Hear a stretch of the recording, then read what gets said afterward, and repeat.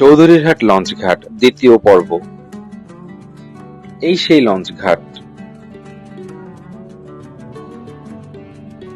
গেল শীতের এক কুয়াশাচ্ছন্ন ভোরে ছোট ভাই শামীমকে সঙ্গে নিয়ে একটি প্রতিবেদন তৈরি করেছিলাম।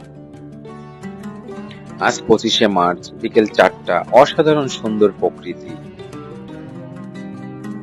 খেয়াল করেছেন বাম দিকে একরকম দৃশ্য,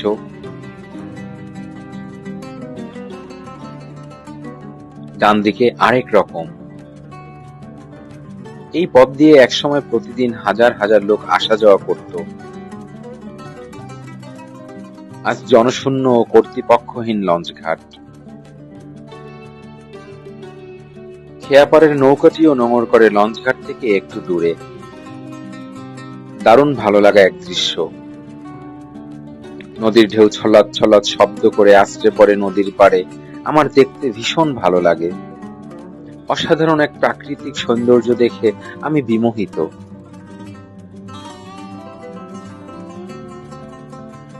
এ চোখ ধন্য সৃষ্টিকর্তার অপরূপ সৃষ্টি দেখে। ওপার থেকে খেয়া এসেছে লোক নিয়ে।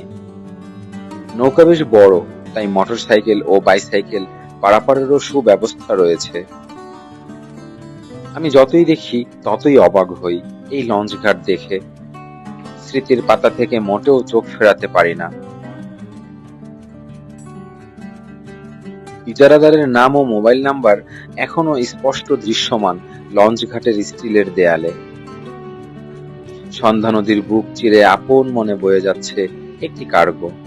মির্জাগঞ্জ জিয়ারউদ্দিন খলিফা সাহেবের দরবার শরীফের দান বাক্স শুধু এই লঞ্চঘাটই না, দক্ষিণবঙ্গের এমন কোনো জায়গা নেই যে আপনার চোখে পড়বে না।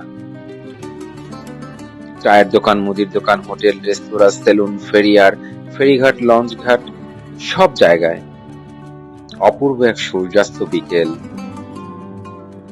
মনে পড়ে যায় আমার লেখা সেই খোকার স্বপ্ন কবিতাটি। মাগো, আমার মন ছুটে যায় খেয়া ঘাটের পাড়ে, যেথায় মাগো হাট মেলে নৌকা নোঙর করে।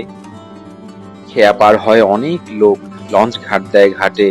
নদীর গা ছুঁয়ে ছোট ছোট খাল চলে যায় একে বেঁকে। ছোট ছোট নৌকায় জেলে ইলিশ মাছ ধরে। বড় বড় লঞ্চের ঢেউয়ে নৌকাগুলো দোলে। এ যেন দোলনায় দোল খায় জেলে মাঝি ভাই।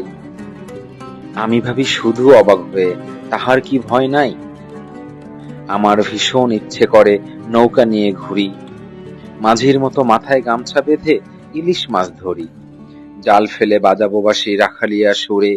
সেই সুর আমার ভেসে যাবে দূর থেকে বহু দূরে। নদীর সব মাছ আসবে জালে আমার বাঁশির সুরে। ফুলপরীরাও আসবে সুরে, নাচবে দুলে দুলে।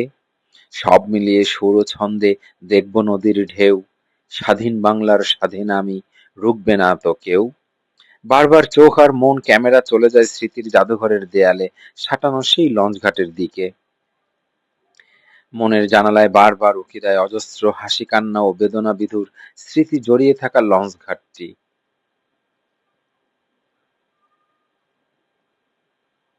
ভালো থাকুক স্মৃতির পাতায় স্মৃতিরা, ভালো থাকুক মানব কুলের সবাই। আল্লাহ হাফেজ। Thanks for watching.